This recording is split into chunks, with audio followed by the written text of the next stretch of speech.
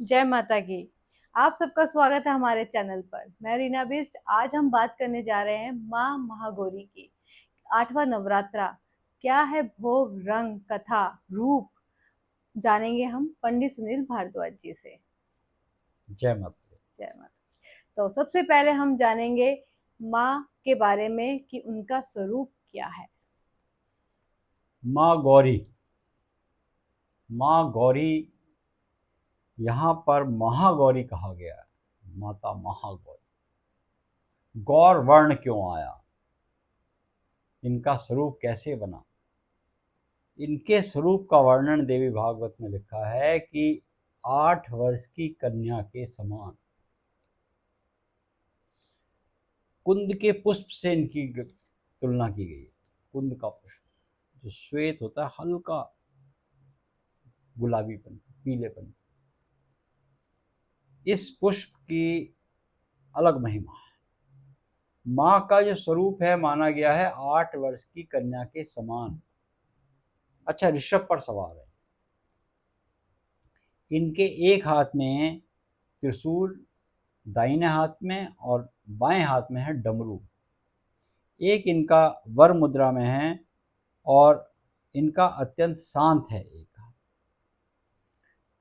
त्रिशूल और डमरू किसका है? चंद्रमौली आशुतोष भगवान शिव का। ये इनको अब मिल चुका है, यानी कि वो अधिकार पा चुकी हैं। यहाँ पर महागौरी का स्वरूप देवी भागवत में लिखा है, जो इनका चिंतन करता है, इनकी पूजा करता है, इनकी आराधना करता है, इनको भजता है, उसके ये समस्त कार्य पूर्ण करके लोक परलोक उसका सुधार देती है। लौकिक अलौकिक सिद्धियां भी मिलेंगी इसके बाद, जब सिद्धिदात्री बन जाए। माँ सारी आपके पास सभी सिद्धियां, अहिमा, महिमा, गरिमा, आक्रमण, ये सब सिद्धियां आपको मिल जाएगी। महागौरी का जो स्वरूप है वो स्वयं भगवान शिव का दिया हुआ स्वरूप है, क्योंकि वो इन्होंने तपस्या से प्राप्त किया है और अंततः चंद्रमौली को पाया है। ये इनका रूप है। जी। तो इनकी क्या कहेंगे, इस दिन इनका भोग रंग क्या लगता है।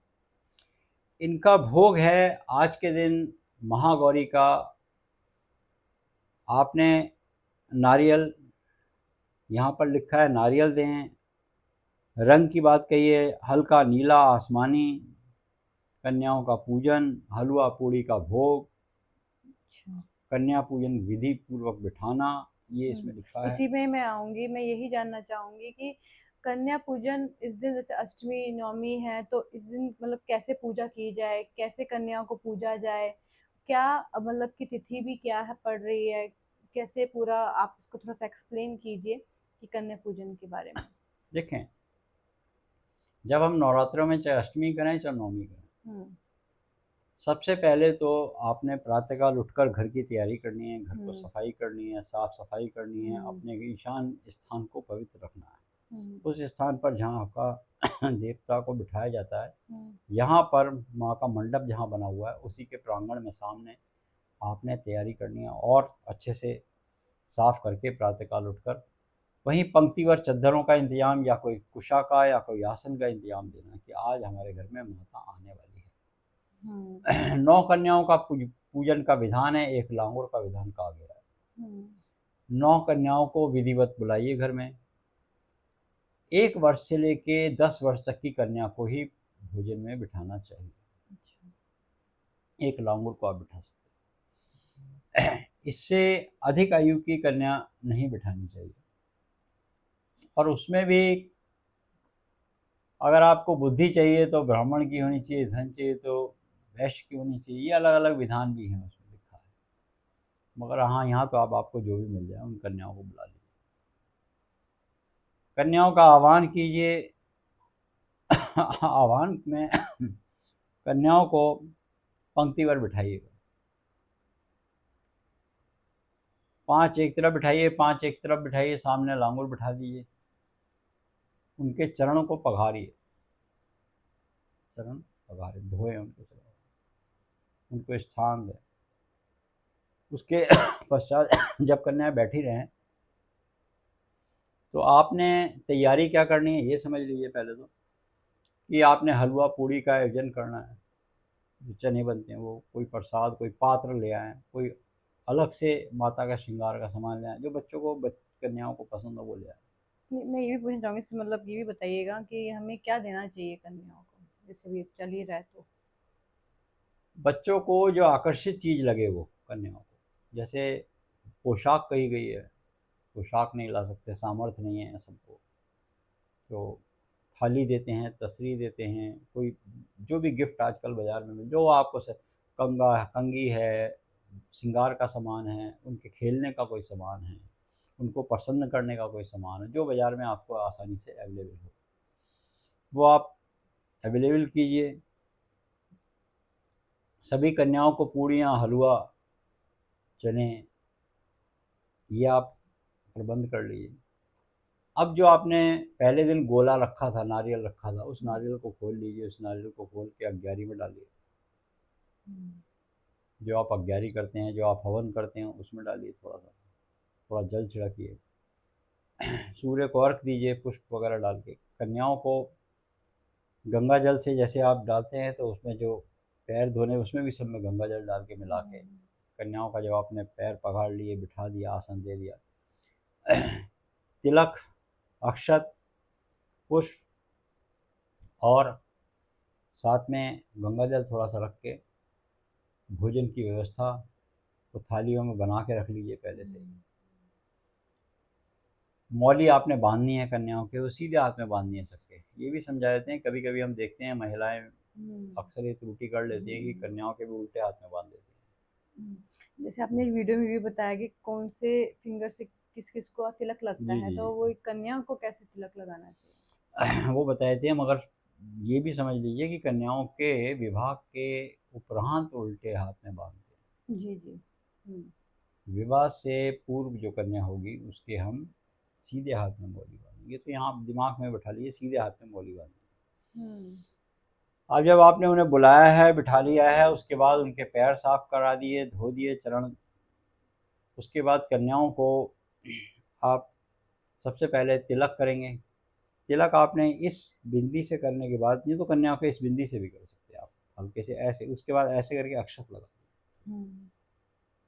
अक्षत साबुत वाले लगाइए, टूटे हुए ना हो। सीधे हाथ में मौली बांधिए और मौली बांधते चले जाइए लगातार। आप लांगुर के भी बांधिए, सबके मौली बांध दीजिए। जब मौली आपने बांध दी, अक्षत से तिलक कर दिया, उसके बाद पुष्प हैं उनके ऊपर थोड़े थोड़े पुष्प भी आप, चुन्नी लाए हैं आप, 9 चुन्नियाँ लाए तो 9 चुन्नियाँ आप कुछ भी जो खाने के अलावा जो आप गिफ्ट लाए हैं वो उनको सब पंक्तिगत देना शुरू कर दीजिए। जो भोजन है आपका, पूड़ी रखिए, हलवा रखिए, चने बनते हैं माँ के प्रसाद में, जो भी आपने और बनाया है मिष्ठान वगैरह, वो साथ में रख लीजिए। वो पात्र के सहित ऐसा पात्र लाइए जो पात्र के साथ ही ले जाए, या व्यवस्था कीजिए कि ऐसा कुछ ले जाने के लिए उनके कुछ कैरी बैग ना हो, क्योंकि बच्चों को बहुत देखा है बिखरता जाता है। आपने जिस चीज़ की पूजा करी वो बिखर रहा है।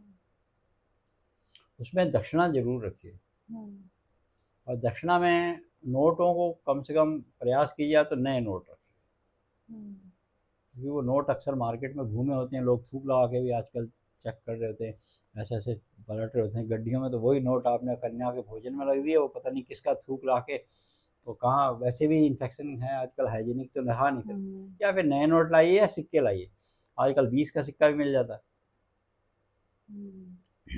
आप 50 रुपये के 2 20-20 के और एक 10 का सिक्का रख दीजिए। नहीं तो 100-100 के नोट आप ला के रखना चाहें, 20-20 के नोट, 50-50 के नोट नए ला के रखिए। 51 रुपये रखिएगा, यहाँ पे पूरे संख्या पे मत रखिएगा, 11 रखिए, 51 या 100 ऐसे रखिए। उसके बाद कन्या को विधिवत चुन्नी उड़ाइएगा, जो सामान है वो दीजिएगा, भोजन अपने हाथ से खिलाने का प्रयास कीजिए।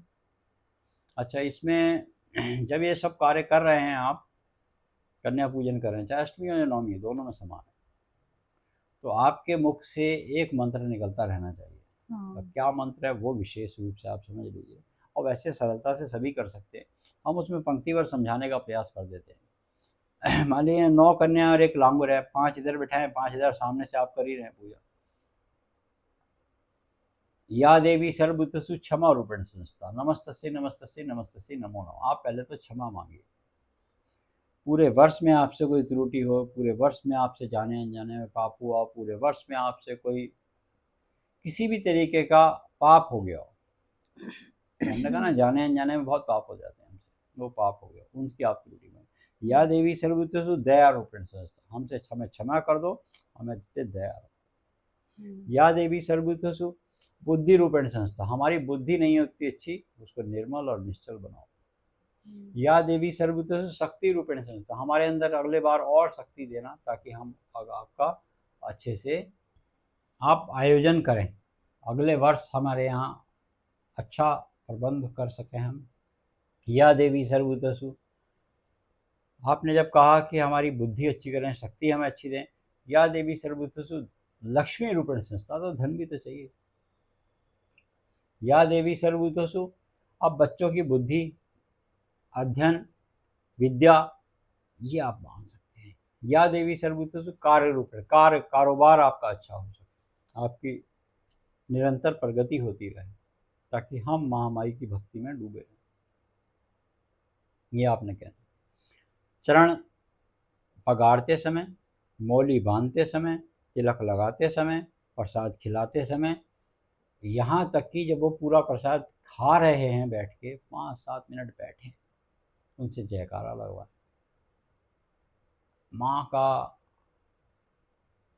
एक दोहे के रूप में, महालक्ष्मी च विद्महि विष्णु पत्नी च धीमहि तन्नो लक्ष्मी प्रचोदयात्, महालक्ष्मी नमोस्तभ्यं नमोस्तभ्यं सुरेश्वरी, हरिप्रियं नमोस्तभ्यं दयानिधे, हरिप्रियम नमोस्तभ्यं दयानिधे।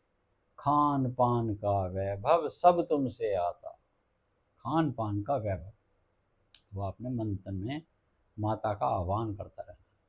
तो आपने इस तरीके से माँ का आह्वान करना। जब आप ये आयोजन कर लें, भोजन करा लें, व्यवस्था कर लें पूरी आपके पास, तो उसके बाद आप जब वो जाने लगें तो उनके चरण, अगले जब यह हम गणपति को बुलाते हैं ना, अगले बरस तुम जल्दी आओ, महामाई ये जो आश्विनी मास के नवरात्रि हैं, इसके बाद माघ में मिलेंगे गुप्त नवरात्रि, हम पर कृपा रखना। फिर मिलेंगे आपको चैत्र में, और फिर मिलेंगे आषाढ़ में, तो क्योंकि 2 नवरात्रि गुप्त भी आएंगे, हम पर कृपा रखना। तो वो आपने एक विधिवत पूरा आयोजन करना है। इस तरीके से आप कन्या पूजन का इसमें विधान। महागौरी एक आयोजन से बनी है। महागौरी ऐसे नहीं है कि महागौरी ये तो तब कर रही थी बहुत बड़ा, इनका तो शरीर सूख गया था। इनकी कथा बड़ी संक्षिप्त में बता देते हैं आपको। इनका शरीर तो सूख गया था, क्योंकि हर पल में इन्होंने भगवान शिव को पाया, और सभी देवताओं ने बता दिया कि वो तुम्हारी तपस्या कर रही हैं, वो सूख गई हैं, उनका शरीर काला पड़ गया, सूख गया, यहाँ तक कि मिट्टी चढ़ गई है, उनको अस्थि मज्जा पता ही नहीं लग रहा, क्या वो सिर्फ हड्डियाँ हड्डियाँ रह गई हैं, इतना शरीर सुखा लिया था। तो फिर उस अवस्था को देखकर भगवान शिव स्वयं प्रकट हुए हैं, और कमंडल से गंगा जल की जो बूंदें छिड़की हैं, तो माँ का वर्ण गौर हो गया। भागवत कहते हैं, देवी भागवत में, कि इस रूप को, ये रूप है एक माँ का, एक शरीर जो काला था, जिस पे मिट्टी चढ़ गई थी, जो तपस्या से सूख गया था, जो एक बिल्कुल नष्ट के समान था, वो एक कमंडल से जल डालते ही उसका रूप 8 वर्ष की कन्या के समान हो गया। वो महागौरी कहलाती। तो महागौरी का वर्णन देवी भागवत में लिखा है। इनका चिंतन करना, इनका स्मरण करना, इनका आयोजन करना, कन्या पूजन कराना, या 9वीं के दिन कन्या पूजन कराना कल्याणकारी।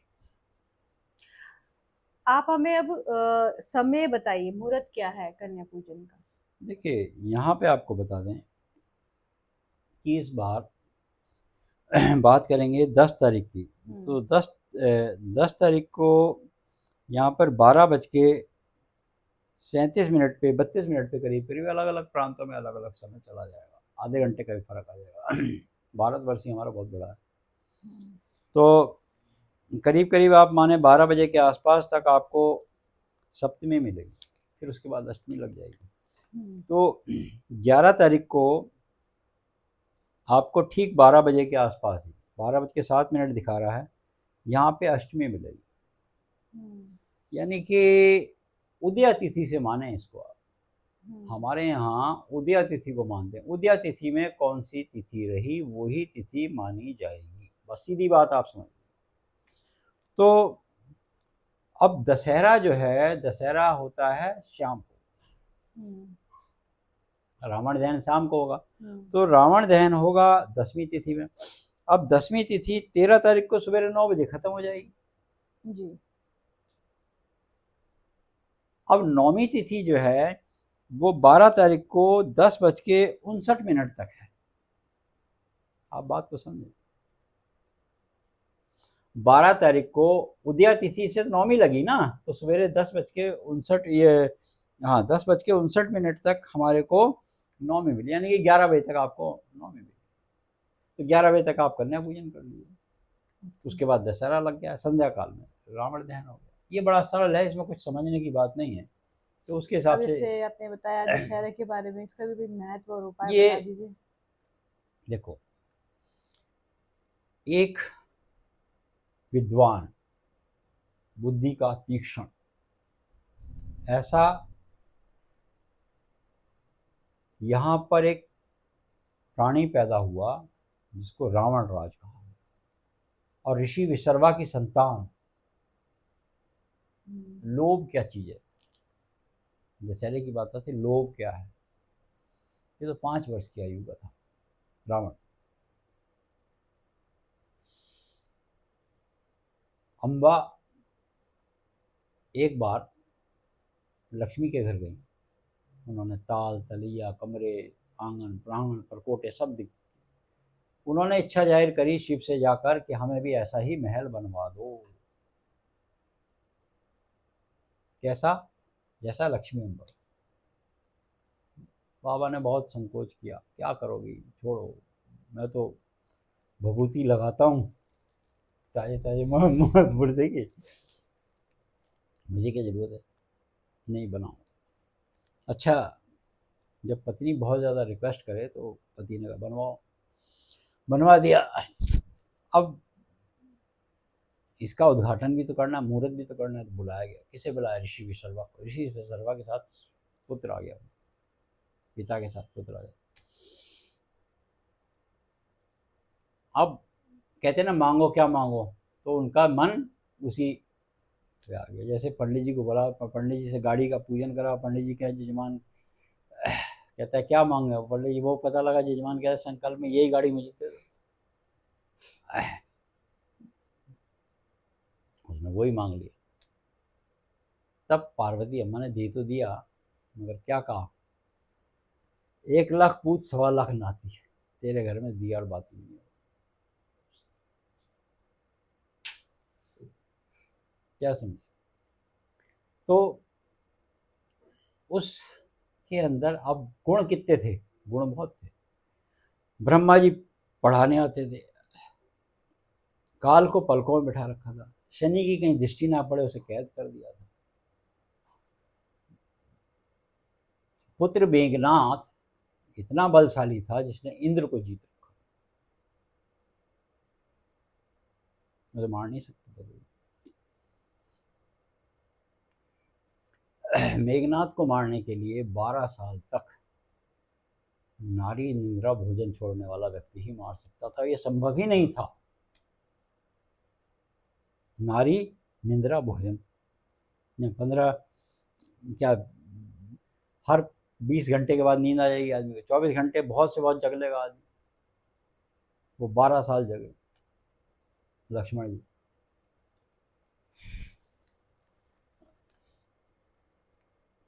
चौदह साल वन में रहे तो पत्नी का सुख मांगेंगे।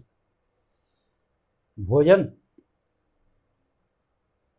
जो मिलता था वो भोजन जो है नाम लेके भेज देते थे, सारे दौने बाद में मिल गए। उस इंद्रजीत को जिसने इतना शक्तिशाली बनाया उसको नहीं मार सकता था। ऐसे रावण को विद्वान होने के बावजूद भी क्या लगा, एक आरोप लगा, एक आरोप। उस एक आरोप में उसका विनाश हुआ। यानी कि बुद्धि, बल, शक्ति, धन, ऐश्वर्यता, संपन्नता कुछ भी हो आपके पास, अगर आप पाप के रास्ते होंगे, जैसे हमने पिछले एपिसोड में आपको बताया था कि माता तब साथ नहीं देगी आपका, तब आपके शत्रु का साथ देगी, अगर आप सच्चे नहीं हैं। यहाँ वो सच्चा नहीं था, आपने छला, आपने छल से लाए और फिर युद्ध कर रहे हैं, तो आपका आज भी पुतला जलाए। हाँ, क्योंकि आप ज्ञानी थे, आपको वेद विद्या सब अस्त्र शस्त्र में निपुण थे, तो इसलिए उनके अश्व जो बचते हैं, वो जो कोयले की राख वगैरह होती है, लकड़ी वगैरह, कुछ लोग ले आते हैं, पूछते हैं उसको, बच्चों को मस्तिष्क कराते हैं, क्योंकि विद्वान बहुत था। विद्वान भी होगा और वो भी गलत कर्म पे चलेगा तो उसका यही रास्ता। ये है रावण की कथा। जी, तो इसमें हमें उपाय बताइए, कुछ उपाय क्या कर सकते हैं दशहरे के दिन? दशहरे के दिन आप प्रातःकाल, जो दशहरे का समय है यहाँ पे 12 तारीख को दशहरा, वैसे तो 11 बजे के बाद ही है। आप 1 बजे 2 बजे जब भी आपको समय हो हवन होम कीजिए। हवन होम के बाद बही खाता लिखिए, अपने जितने दुकान हैं, जो भी आपका सामान है, जो भी कारोबार है, उस पर आप जो ये नौमी के जो नौरते बोते हैं ना माँ के, वो चांदी से निकाल के, चांदी की चम्मच से, चांदी की किसी पात्र से या चांदी के सिक्के से काट के वो बही में रखिए। राजा रामचंद्र जी का पायता पूजिए। उत्तर का नीर, दक्षिण का चीर, पूरब का वर्दा, पश्चिम का घोड़ा।